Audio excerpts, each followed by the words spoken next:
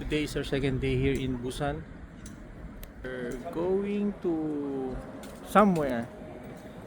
Now this is the main road ng Busan. We'll be taking a bus or subway.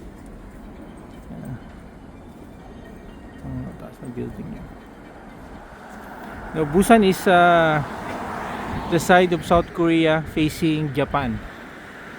They have Busan Digital University. Remember the train to Busan? This is the famous city, no? Sumikat.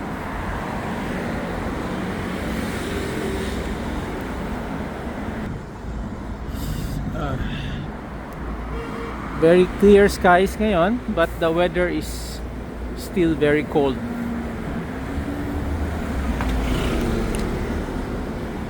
Yung Busan naging temporary capital during the Korean War. Yung nag-aaway yung South tsaka North.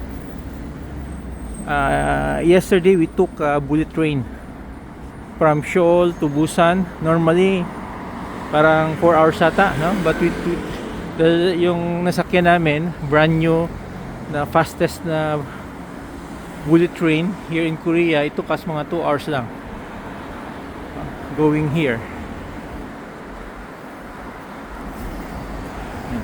Pas kami. Ang ganda ng weather, very clear, very clear. We're crossing the street. Wala namang bawal, walang signage, so dahan-dahan lang. Okay.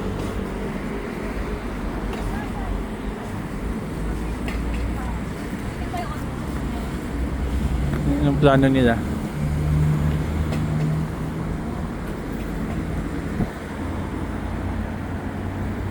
Hilton Star.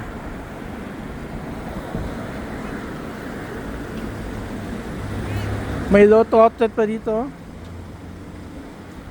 Lotto. Lotto number. Cellphone siya. Dami Lotto, puro gambling, oh. This is a cellphone company. Cellphone company. Go, go.